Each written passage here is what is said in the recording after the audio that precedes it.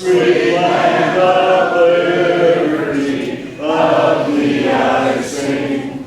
Land where my fathers died, land where my pilgrims ride. From every mountainside, let freedom ring.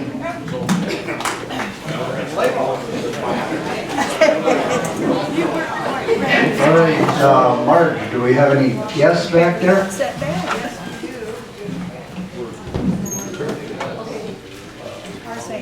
Isla, can you give her that mic, please?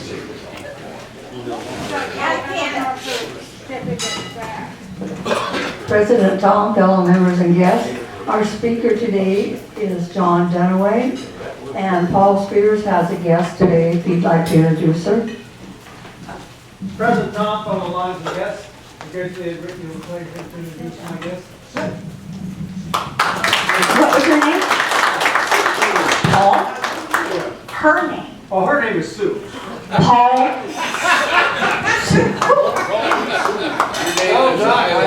What's your name? Isla. Okay. Hello, what? All right. Isla may or may not.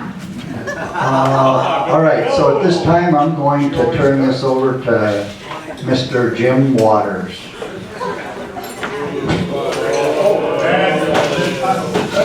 Are we going to go? Yes, all right, thank you very much.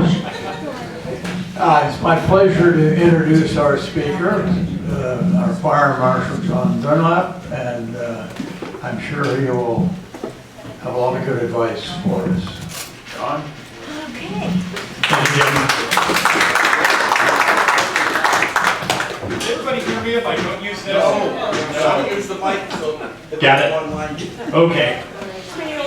Well, thank you for the invitation to be here and to talk with the group about a topic that's near and dear to my heart, and I hope will impart some education to you and make your homes a safer place. It's about home fire safety. Tell you a little bit about me. I have been with Longview here for a little less than 3 years. And before coming to Longview, I worked in the Clark County Fire Marshal's office for 28 years there and was the fire marshal there for the past 15 before coming to Longview. I joined the fire service in about 1982. We were just getting off the tailboards back then. We don't do that anymore. But my best friend dragged me to the local volunteer fire department. He said, "You got to try this." And I was thinking, what do I want to do that for? I got better things to do. But once I got in the door, it was all over. And it's been my life ever since. So talking about home fire safety, a couple of objectives. I just want to educate you all on how to avoid fires and fire injuries. Pretty straightforward. Yeah. And I want to talk with you, create a little bit of awareness of, let me switch to this.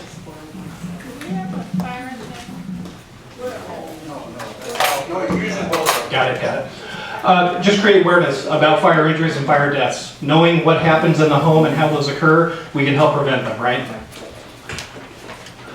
So this is the Washington Fire Clock, and this is on average how often fire departments somewhere in the state respond to an emergency.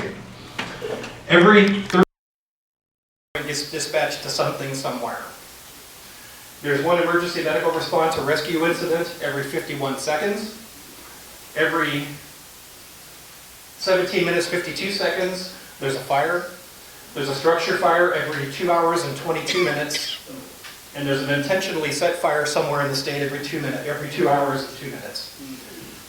That equates in the dollar loss here, it's about $1.1 million every day in this state of fire loss that occurs. So there's a lot of room for improvement there.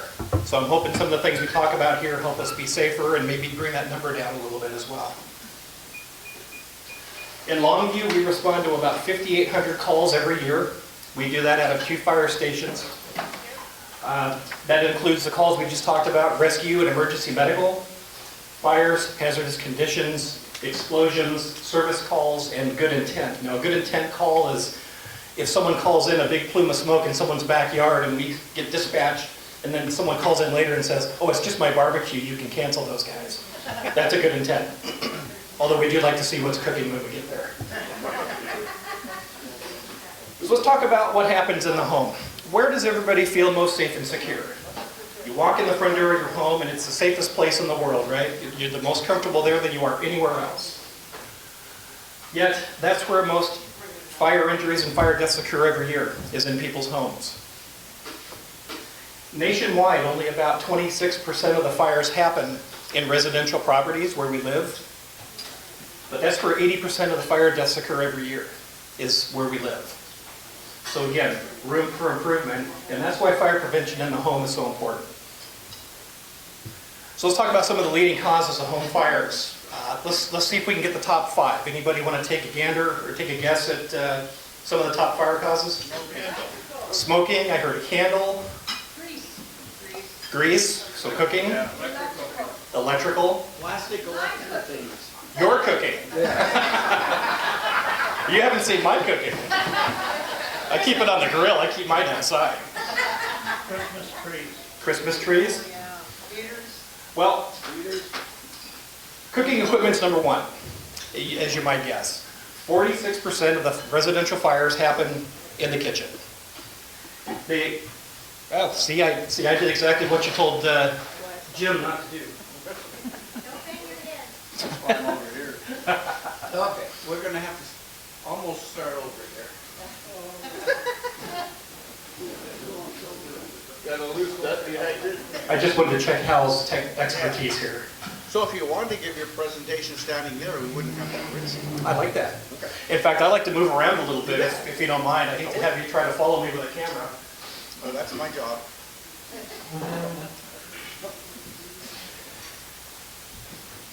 You're not so okay. Yep.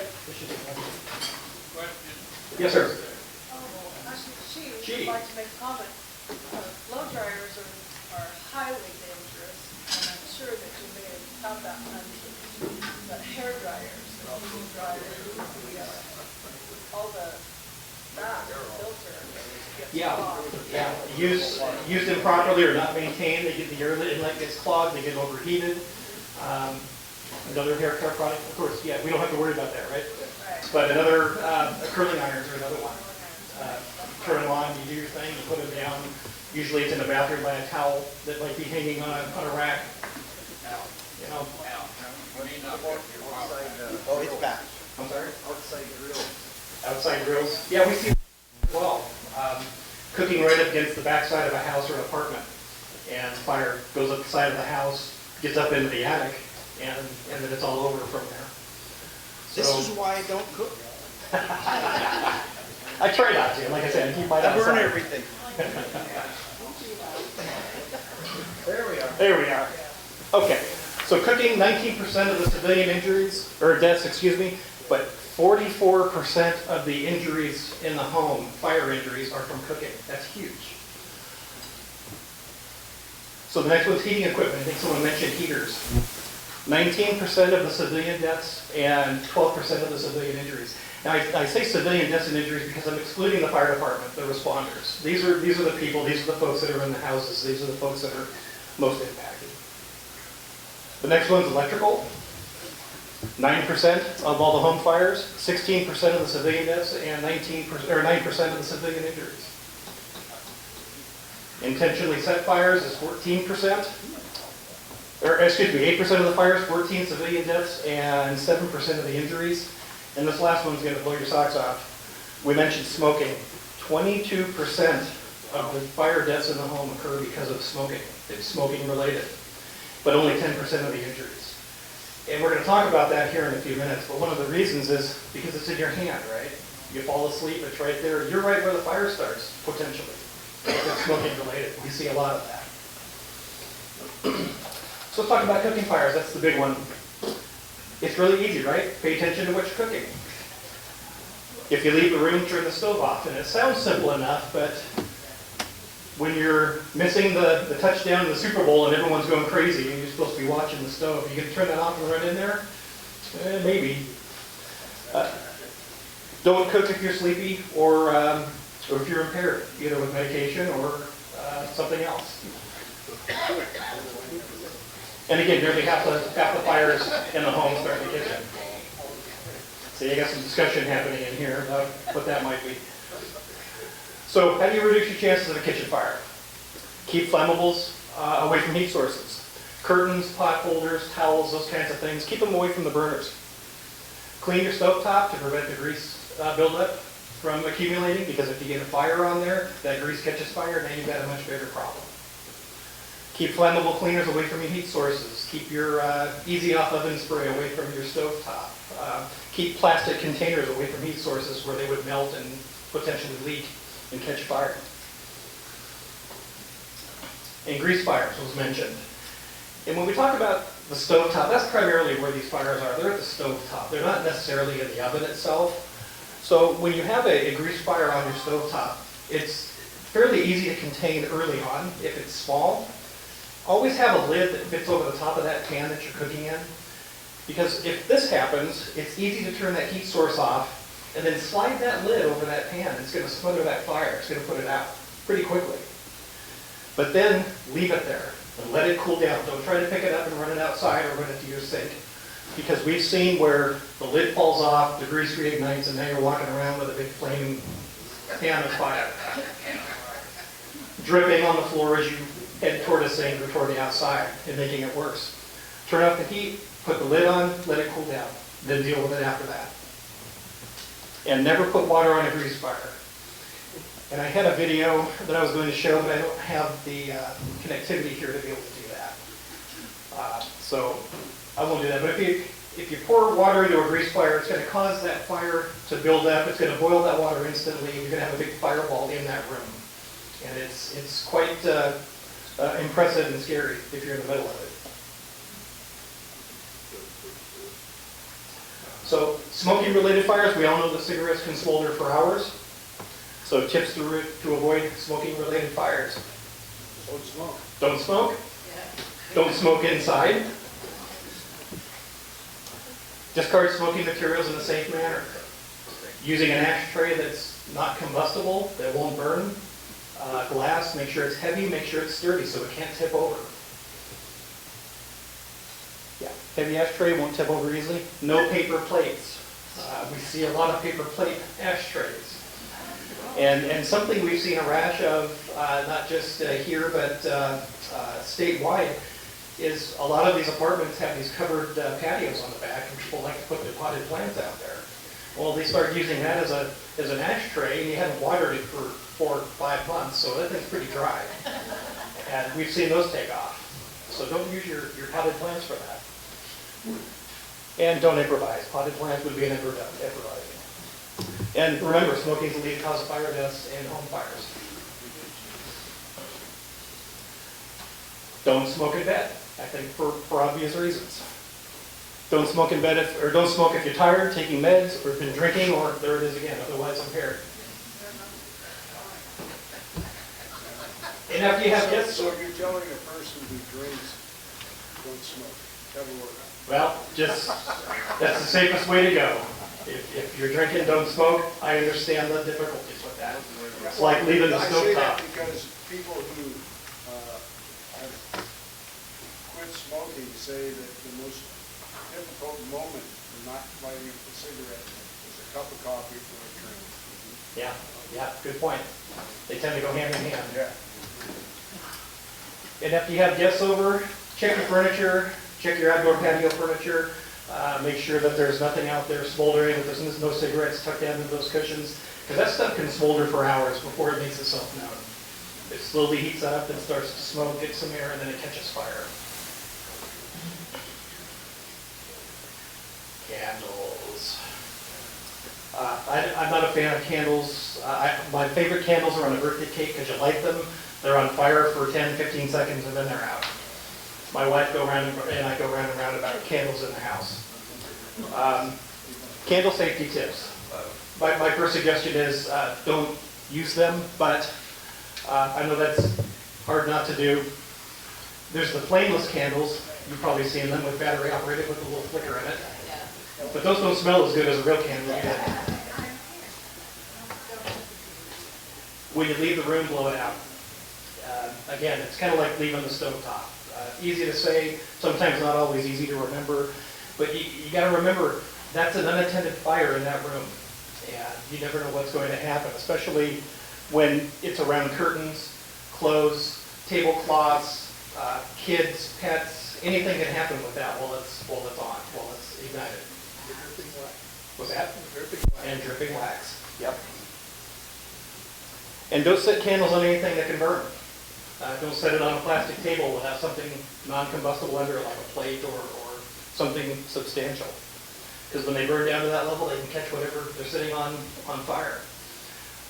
One of the fires I went to several years ago was a New Year's Eve party where these folks were expecting lots of people to come in, and they were all coming into the kitchen and they were dropping off their food on the counter, where there were 2 candles on the counter. Well, someone had brought the main event, the M100s, that were going to be celebrated at midnight, and they were on a bag on the counter. Yeah, you can put it together, right? Everyone starts filling up the counter. The candles become less important as the food becomes more important. So the candles get pushed back, and it got pushed into this bag full of M100s. And they exploded all at once. And it blew out windows, it blew out walls from the foundation. It was impressive. So that was at my former employment. Well, you know, that's Clark County. That's true. There's some weird things happen down there. So blow it out if you're not in the room, if you're not going to be attending to them. Electrical safety we talked about, that being one of the main causes of home fires. Don't overload your electrical sockets. That's pretty self-explanatory. But we all see that orange extension cord there. An extension cord is designed to be used with portable appliances when it's immediately in use, and then when you get done with it, you put that appliance away and you fold up that extension cord and you hang it back up again. But especially in some of the older homes, they don't have a whole lot of electrical sockets, so you see some of these being left there permanently. And the longer those are in place, the bigger of a hazard they become, because they become impaired with damage from being walked on, doors closed on them. There's a number of ways that an extension cord can cause you some problems. So don't run them under rugs or under furniture, because if this cord is pulling a lot of current, it's going to heat up, right? And with rugs and things over the top of them, it can't dissipate that heat. And that heat builds up and could potentially start a fire underneath that rug. Avoid putting them against walls or across doorways. Again, they can become worn, overheated, cause a fire. And whenever you can, use power strips instead of an extension cord. We've all seen them, usually come in blocks of 6 electrical receptacles, plugs directly into the wall, and most of them even have an overcurrent feature that can act as a safety feature even before the fuse box might catch it and trip. And make sure all power strips and extension cords are tested and approved by a laboratory. We've all heard of Underwriters Laboratories, UL. They do a lot of good work on appliances and electrical equipment. And look for that UL symbol. It means it's been tested to do however you want to use it within reason. It's been tested for that purpose, and it's safe to use. So if we've done all of this and something still happens in the house, and now we need to get out. There's a fire happening, and let's talk about some safety rats.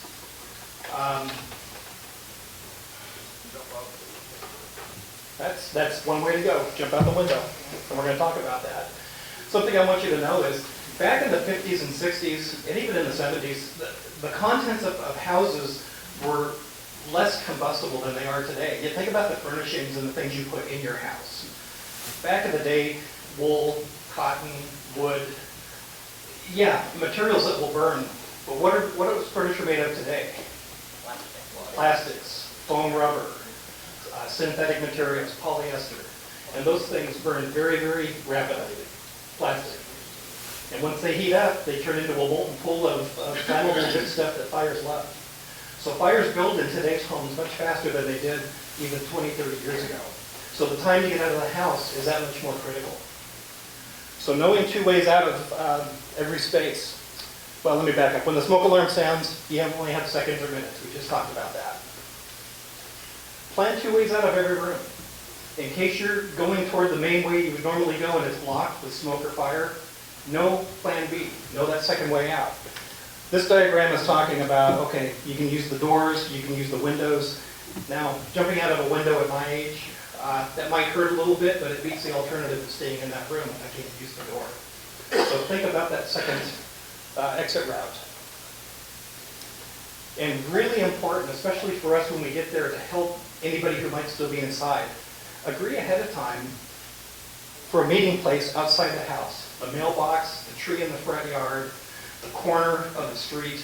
That way, when we pull up and everybody's there, you can tell us everyone's out, right? You have accountability.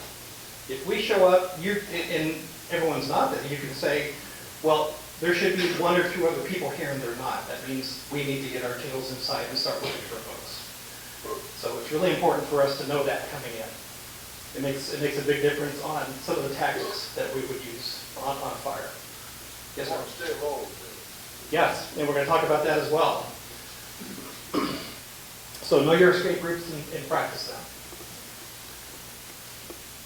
them. Safety elements, you're all familiar with smoke alarms, carbon monoxide alarms, fire extinguishers, and the gold standard residential fire sprinklers. If you happen to have, who has sprinklers in their home right now, whether it's an apartment or a house, does anybody? No? The nice thing about those is they're like firefighters that are on duty 24/7, 365. And we'll talk a little bit about them. That's what we were just talking about. In Washington State, there were 76 fire deaths in 2021, and only 6 of those cases where fire deaths occurred were their known working smoke alarms. So you can see how smoke alarms greatly increase your chance of being able to be awakened and be able to get out of the house and buy you some time to get out. So we all know breathing smoke can kill you. It's toxic. So if you have to escape through the smoke to get to where you need to go low, because the smoke's going to be up here, the good air is down below. Go low and go toward that exit route that you plan.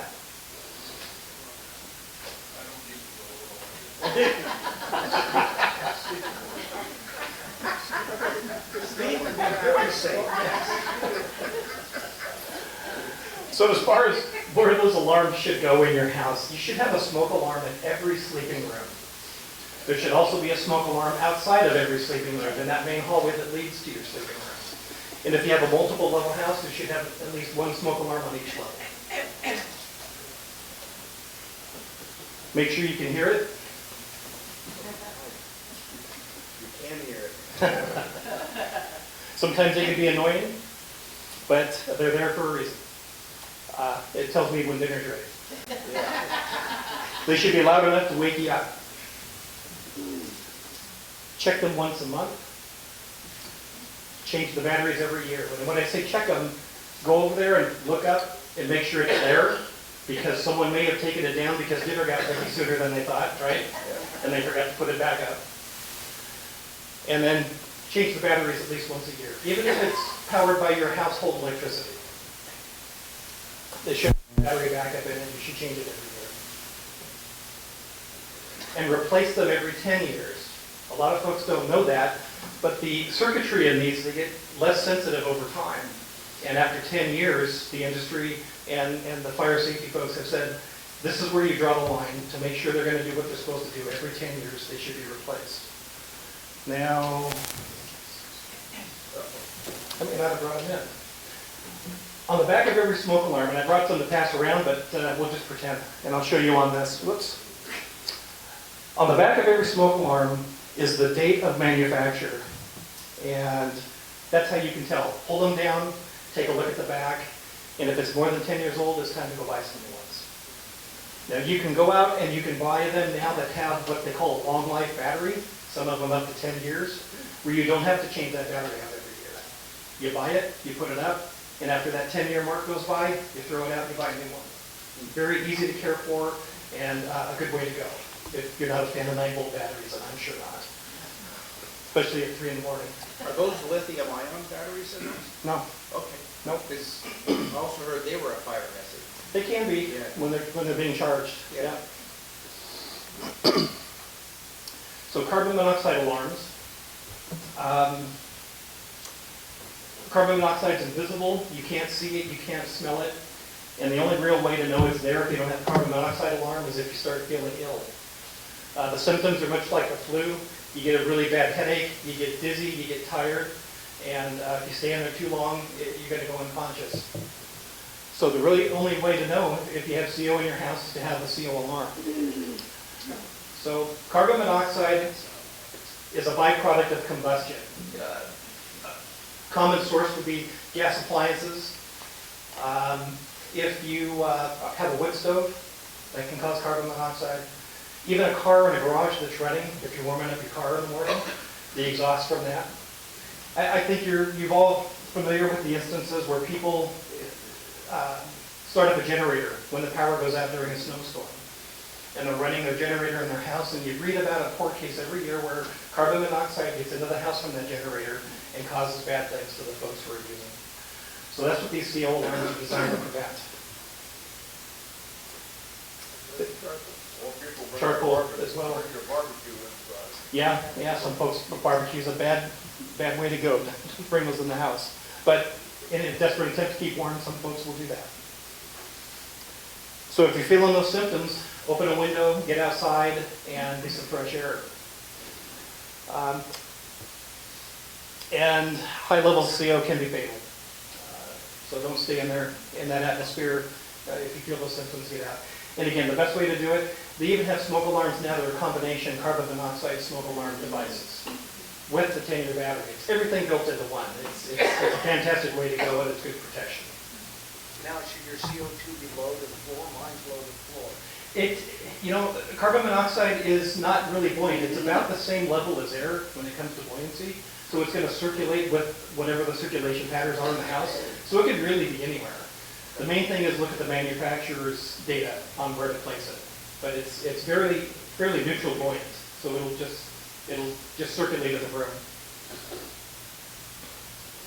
Fire extinguishers, know how to use them, and that's a whole different class, but would be good to have those in your home.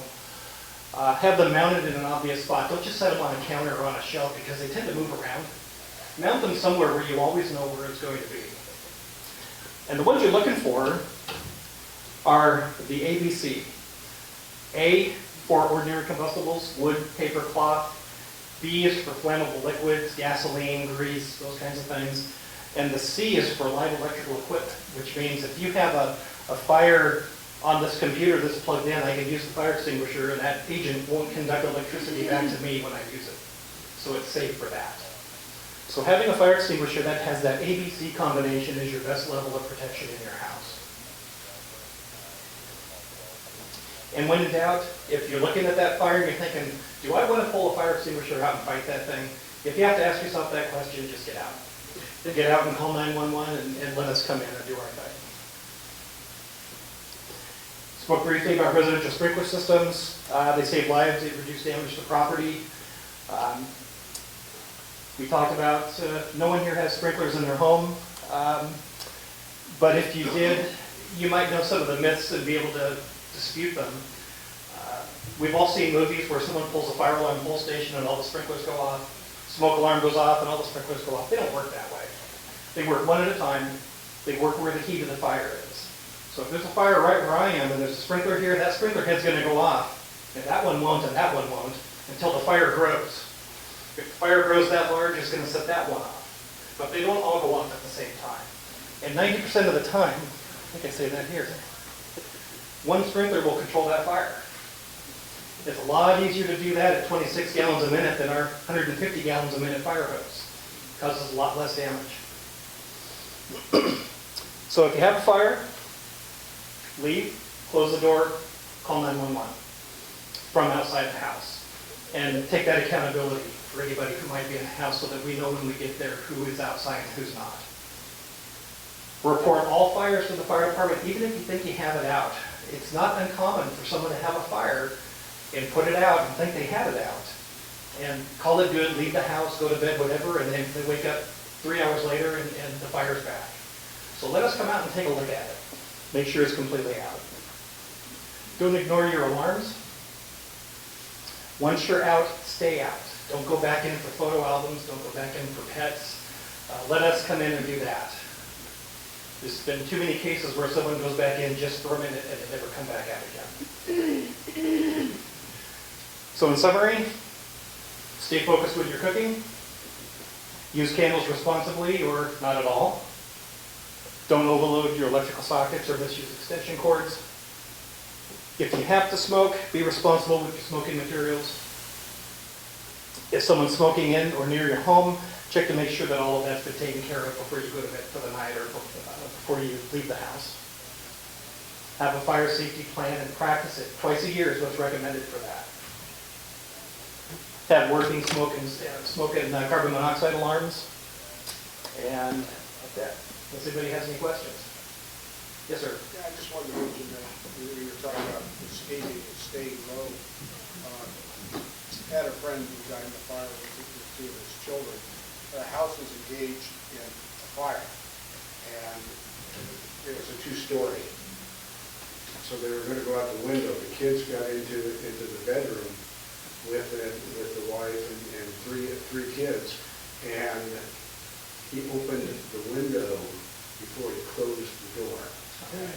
Sucked in all the smoke, fire raged, and only two of them survived. So if your house is engaged in a fire, especially on first floor, don't even open the door. Go out the window if you can. Yeah.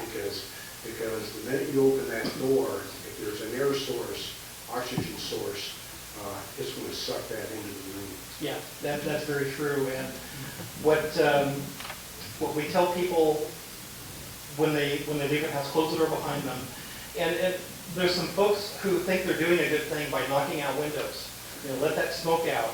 Give people a chance to escape. But what that's going to do is allow more air into that fire, and it's going to burn that much more fiercely. I have a question. Whose phone is that? Really, whose phone is that?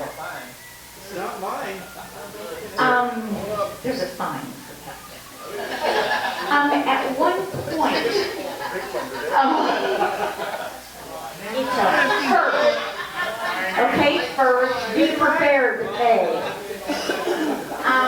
At one point, I had heard, don't know if it's true or not, the plug-in night lights, were they combustible or bad? Because I can't exist without my night light. Sorry. No, I think at one time there were some of those plug-in air fresheners that were defective and they were recalled. I'm not familiar with any night lights, at least not recently. Okay, yeah, just strictly the night light one. Yeah. I don't do that other smelly Does stuff. that make your teddy bear feel better? Yeah. Really, I take it to hotels too. Oh, yeah, his phone, now he's leaving. Shouldn't you always Thank you. Marilyn, here I come with the mic. Yeah, I had a question up here. Shouldn't you check the door before you open it when you leave, as you're escaping the fire? When you're sleeping and you're getting up in the middle of the night, and you're closing that door, right? That your bedroom door should be closed when you go to bed because that's going to buy you some time anyway. But before you open that door, you're absolutely right. Feel that door to see if there's any heat on the other side of that, and if there is, you know, okay, my second way out now, right? Now I'm going to find my window and go out that way. Because if I open that door, you're going to get, chances are, with the heat on the door, you're going to get smoke, heat, and possibly fire through it. So use the window. Yes. Yes, I have a couple of questions about fire extinguishers. Mm-hmm. Since I had a business at one time, every year we had to have it checked or there was a code or a deadline on that.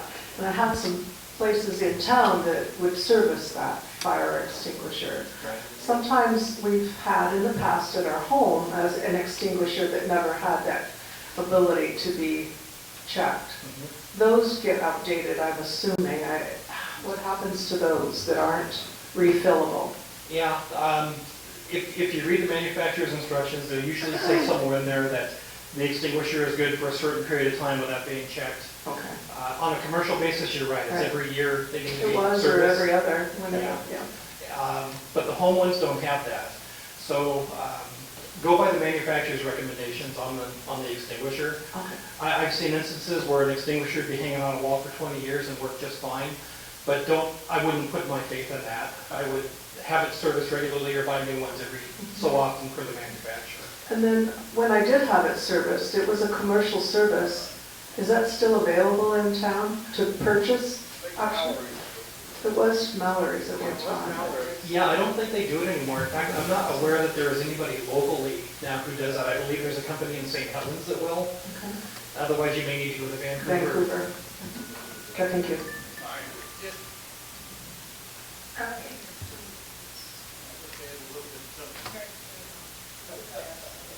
Turn him off. Just add a little bit to, now.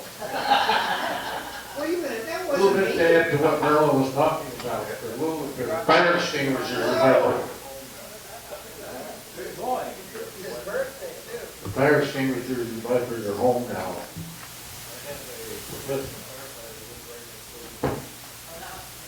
They don't work.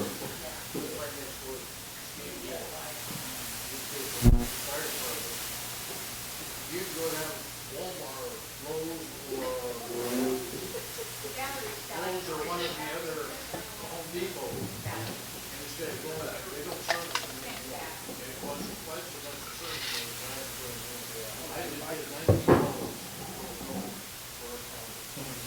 It's cheaper to go out, you get to go once a year, for $19 for each person. Yeah, I've heard the same thing, is where it may be less expensive to actually buy a new one than to have one service. It depends on the company, how far they're coming, what they're charging you for travel. But not having something locally is going to drive that price up, certainly. Jim, what in the back? What I is have a question, where do you dispose of fire extinguishers when you want to get rid of them? Do you replace? Can you just put them in your garbage? They're a pressurized cylinder, I know. and I believe that waste control has a household hazardous waste ability to take those. That's where I would go with it. Okay, and Yeah. the other question is, where do you get the extinguisher, smoke detectors and CO2? Where can you get those? Yeah, You can get those at like a Lowe's, Home Depot. because I've only seen the ones that take the 9-volt battery. Yeah, they have both kinds that take the 9-volt. You can also get them where they have the ability to have the electrical pigtail that you wire into your house wiring, and you can mount those. So they have both types there. I'm sorry, I didn't must be ignoring you guys.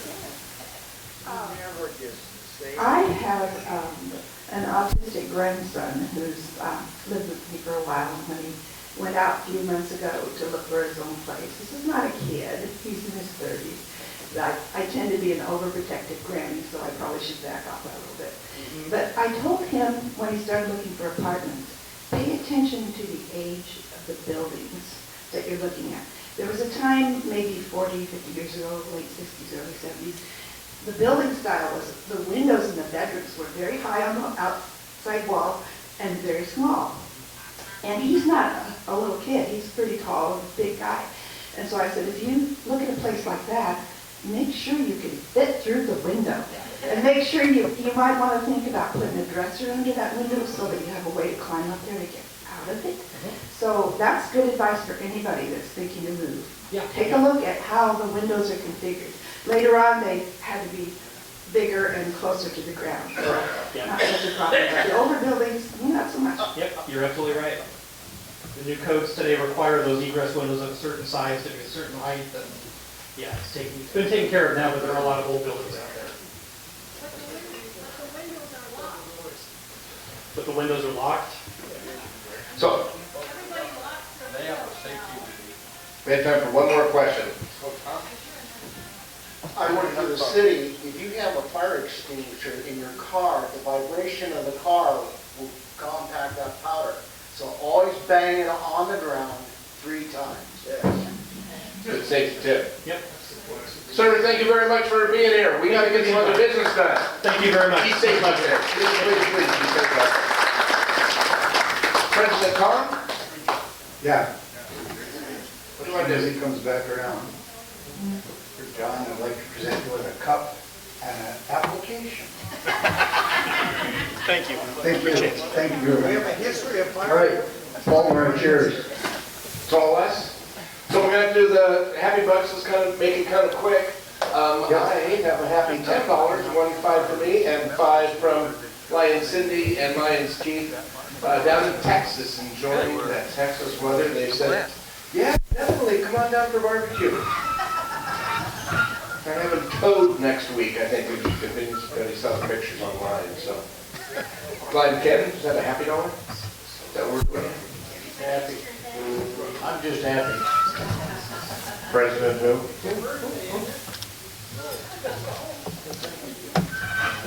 Where are we getting to? Oh, gee, Lion, Maryland. She's got all stuff to be happy about. President Tom Fellow, Lions and I have a happy dollar. We have an excellent conference, and I've received many compliments. And thanks to my chairman here, conference chair Steve, he did a great job. Yes, he did. And Mr. Jim Reinke, past district governor. King Lion Tom, fellow Lions and guests, I have two happy, not happy dollars. The first happy, not happy, is I talked to Phil Olson on the phone yesterday or the day before, and I was very happy to talk to him, but I was kind of unhappy at how sad he sounded not being with the group. He said he looked into a Lions club close by where he's at, but he looked into it and they hadn't had a meeting in 2 years. So, anyway, the other happy sad is I'm happy because I feel pretty good. The not too happy is next Thursday I'm going through a procedure. I don't know how to explain it. One of them is a colonoscopy. The other one sounds a little like it, but it's a 16-syllable word and ends in opity. And essentially it's going in the other end. And I visualized this and asked the doctor, is that a spit? Is there a rotisserie turning to keep me warm on all sides while they do this? And he said no. But anyway, I'm not looking forward to it, and especially the week leading up to it where I can only eat strained water. And nothing red. And we're not looking Nothing red. Yeah, nothing red or purple. It's kind of weird that way. Yeah, I think it'll be graphic. Happy Tom in it. Hi, I'm Tom, fellow Lions and guests. Jim, if you pay a little extra, they'll use different tubes. They photographed this, I will bring a friend like that. It goes in the Christmas card. Real quick fire story. I was in the Navy, and this young man was charged with arson aboard a pier right next to the ship. So he was charged with attempted arson of the ship. He did not want to go to sea, so he decided he was going to start a fire that would stop the ship from going to sea. And so he started this little fire right next to the ship, turned to run, hit his head on a 2x4, knocked him out, he fell in the fire and put it out. Life is tough when you're stupid. But you ought to see the price of the beer that when you charge those things, you charge the ultimate value, and you're talking $40 million beer. Thanks, Jim. Do you still have the scar from hitting it?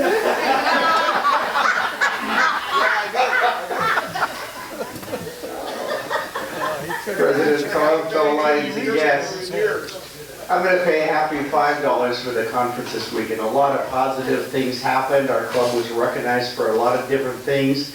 I don't know how many of you know the jewel we have in our Governor Maryland. She is awesome.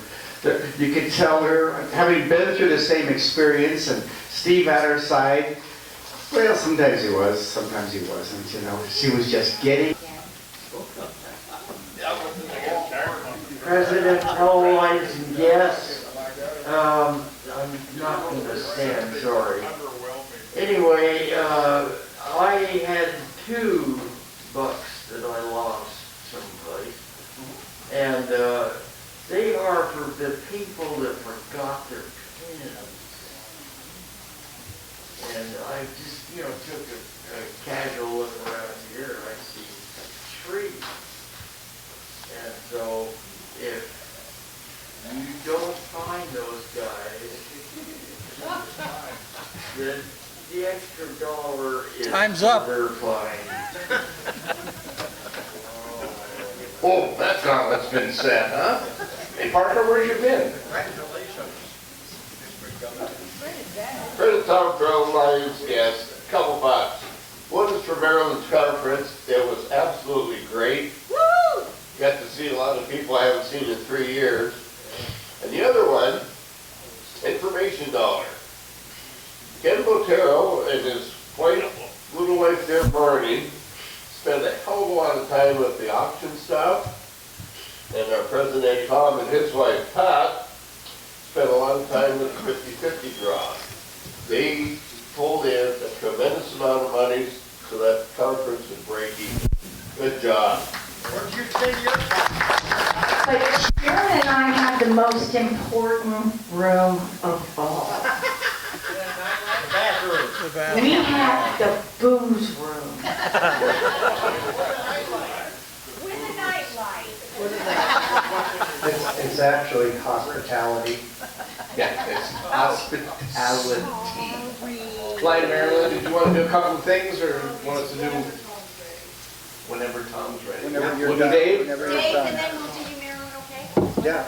All right, Dave. Here we go, boss. Here's $5,000. Anybody that's hurting today, and possibly, my prayers go out to you. And I want to thank you for all your friendship each time you come by. And I'm going to do 2 songs, but they're going to be quick. And bless you. Thank you for your attention. Thank you, Lord, for saving my soul. Thank you, Lord, for giving to me thy great salvation so full and free.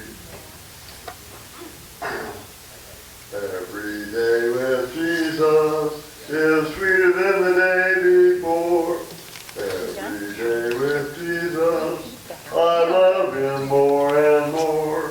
He's a bright and morning star.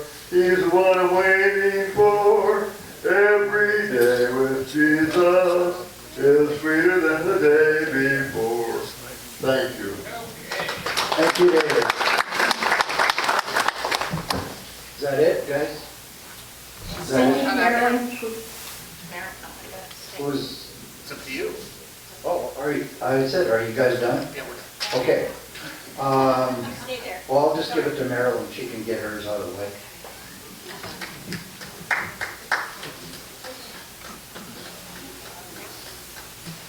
Need some help? President Tom, fellow Lions and guests. This started out with one item, and all of a sudden I have several. So, for my spring conference, with my theme, A Gift of Service, I have given out beer mugs. I wonder where I got that idea. But my mugs say A Gift of Service, and I have a couple of Lions that haven't received theirs yet. So one of them is for Dwayne Smith. And Dwayne accepted to help me with cabinet meetings and run videos and promote Lions in general. And so whatever he's been able to do this year, I just wanted to be sure that you received your mug as well. Thank you. There's another fellow here that runs around with a microphone that didn't get his mug either. Pat Palmer, would you like to have one of these? I would love to have one of those. And I want to thank Pat because he did a great deal of our printing, of our programs, our memorial service, those placards you love to do, and many, many other printing services. Thank you. Also at our conference, we give out many certificates of appreciation, and our international president, or not president, but our international director, Alan Hunt, was my keynote speaker, and he also helped me present awards. And we had one from the LCIF. We presented one to Hal Palmer. This is an international medal, and it actually is from the 2020-21 year for your service for all that you do for LCIF, the foundation. Thank you.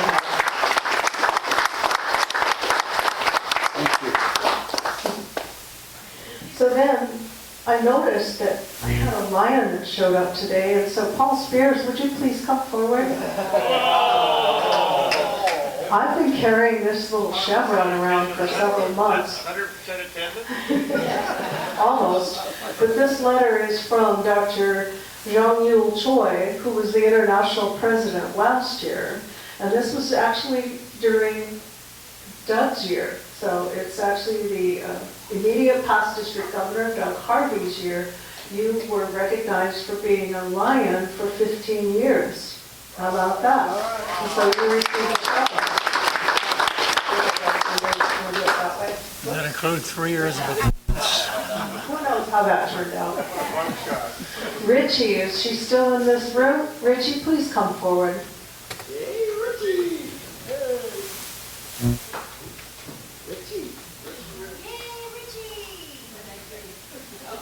Richie, you're receiving a membership key award for having sponsored at least 2 new lions. And I believe one of them was your mother's, Alice Minion. And I should have thought of this sooner, but we had a memorial service over the weekend that honors all the past lions, and your mom's name is in that program, and I will bring a copy of that for you. Okay. But this pin also, wear it proudly for the people that you've brought into our Lions Club. Thank you so much. So now I'd like to bring past District Governor Steve Patterson forward. He has somebody to recognize. Thank you, District Governor Bride. 51 years. The Gordon Smith Fellowship honors those clubs that donate $500 or more for the CARE project. Also get a Gordon Smith Fellowship if you as a personal donor give $500. And for the second time in 2 years, we have we're giving another Gordon Smith Fellowship to, guess who? Rose Dickinson. Rose, stay put, I'll come back there. I think I'm done now, so Okay. this is just for me to keep today. Yeah. You gave it to me, so I will pass turn it. it. Thank you. All right, let's see, how about going to Greg first? First and foremost, President Tom like June 7th. We're gonna have another Bring a Friend to Lunch. Bring a Friend to Lunch. Last time we did this, we brought in 3 members. Tom is one of them, the other 2 aren't here today. Anyway, if you've got friends, ask them to come. We'll have an orientation during the meeting so they can find out what Lions are all about. So keep that date and let me know if you've got something already, please. Thank you. Louis. Louie. There's a song in there somewhere. President Tom, fellow members and guests, we have Hill Farm coming up at Safeway. We can use some help there. Saturday is the powwow. We can use a lot of help there. And let me see what else. Yeah, anyway, we could use some help. And Jane, did you bring a, oh, yeah, Jane has a sign-up sheet over here for all that stuff. So, and if there's a herd going over there, just keep going. We can use all the help. Skip. Skippy? We can use all the help. Thank you, Skippy. Spirits belong to King Lion Tom, fellow Lions guests. It's coming along. We've got St. Rose parishioners that been recruited to help us pull off the event. We're approaching close to $5,000 of donations from KLOG that we'll get a check from them for that, for the ads that they're selling.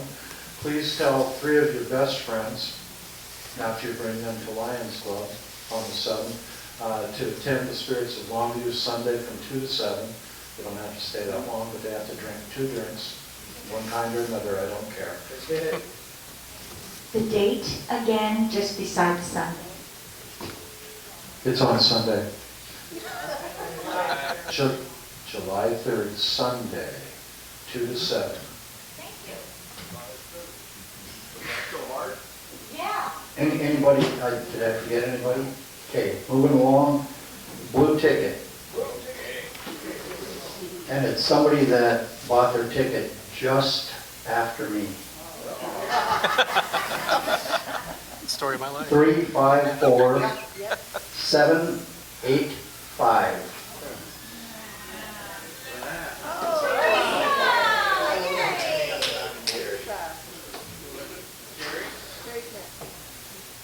Yeah, she was walking in right behind me, so.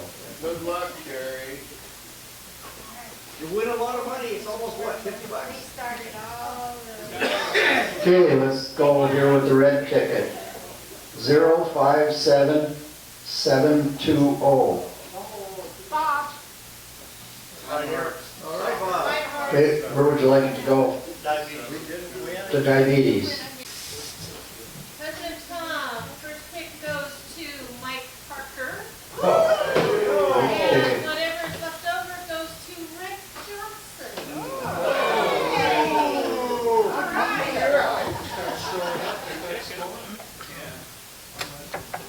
Okay, anybody else got anything else they need to bring up? All right.